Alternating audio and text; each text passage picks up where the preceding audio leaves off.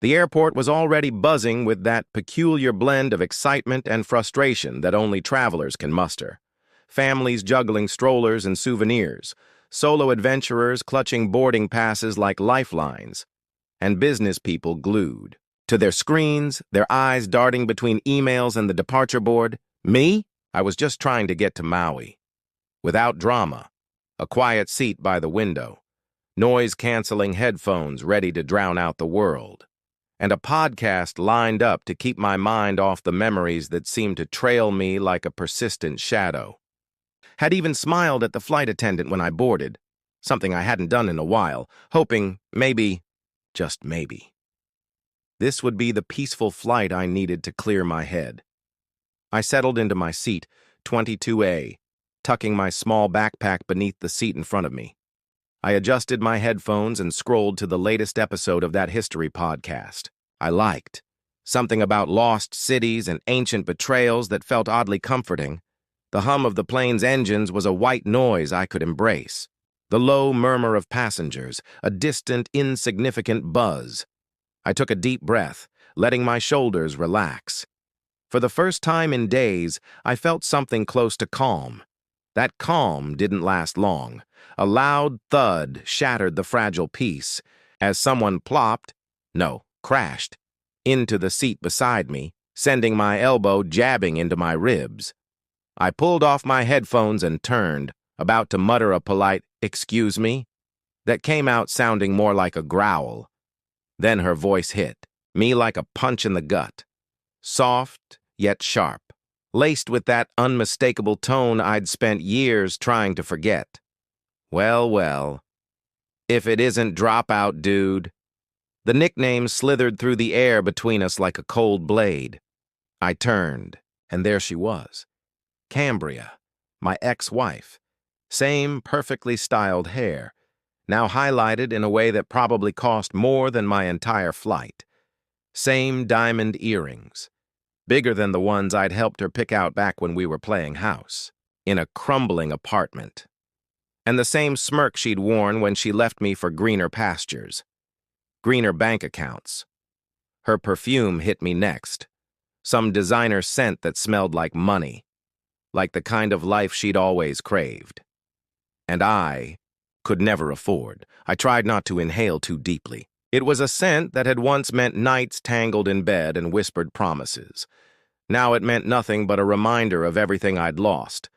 I tried to smile, but it felt more like a grimace. "Cambria," I said, her name like I was trying it on for size. It still fit, unfortunately. She leaned back, her expression a mixture of glee and disbelief.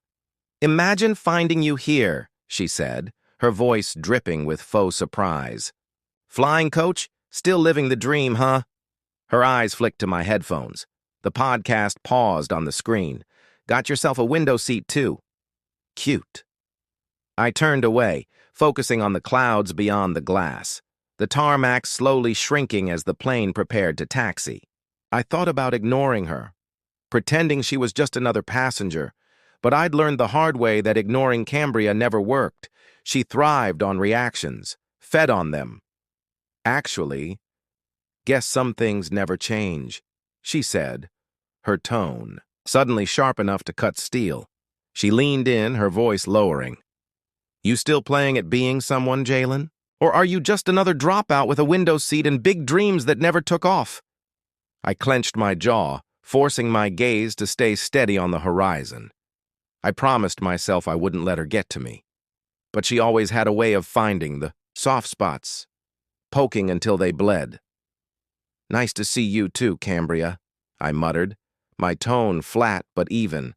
She laughed, a short biting sound that made the older lady across the aisle glance over, curious.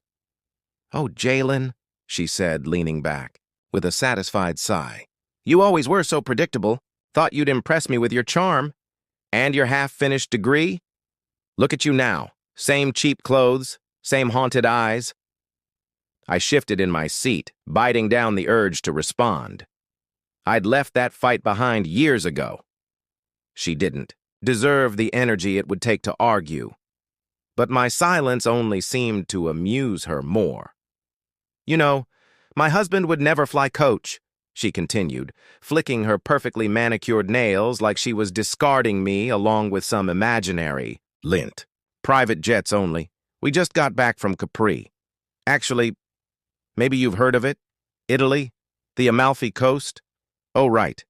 Probably not your scene. She smiled. All teeth and venom. But hey, at least you got the window seat. Dream big, Jalen. Her words rolled over me, heavy and thick. I wanted to tell her about the job I'd just lined up in Maui, about the small restaurant I'd invested in with my friend Bob, about how I'd finally found some peace in a life that no longer had her in it. But I knew better. Cambria didn't want to hear about my successes. She wanted to see me small, and I wouldn't give her that satisfaction. So I did what I'd learned to do when the world threw me curveballs. I put my headphones back on, leaned my head against the window, and let her words dissolve into the hum of the engines. Outside, the sky was a soft canvas of clouds and fading light. I focused on that, letting the possibility of a new chapter, a chapter without her, ease the tension in my chest. She nudged me with her elbow, sharp enough to jolt me from my reverie. "Well, drop out, dude," she said, a wicked grin curling her lips. "Enjoy your little podcast. I'll be in first class, where people like me belong." She stood up with a huff, flipping her hair like a banner of triumph, and disappeared down the aisle in search of her luxury. I watched her go, her perfume fading like a bad memory. The seat beside me felt lighter, the air less stifling. For the first time in a long while, I let out a slow breath and realized I didn't need her approval anymore. The window framed a vast sky, endless possibilities stretching beyond the horizon. I smiled to myself. Let her fly her first-class life. I had my own flight to catch, and this time, I'd be flying solo. But the silence was anything but comforting. The air was tense, electric, as if the walls themselves were holding their breath. I slid into the captain's seat, feeling the familiar texture of the controls beneath my fingers, like an old friend I hadn't seen in too long. The co-pilot's seat was empty now, the paramedics having taken him to the galley where the flight attendants were doing their best with oxygen and defibrillators. My hands moved automatically. Muscle memory from my Air Corps days, flicking switches, checking instruments, altimeter steady, fuel tanks balanced, autopilot engaged but loose. No human hands on the yoke for at least 10 minutes. My fingers gripped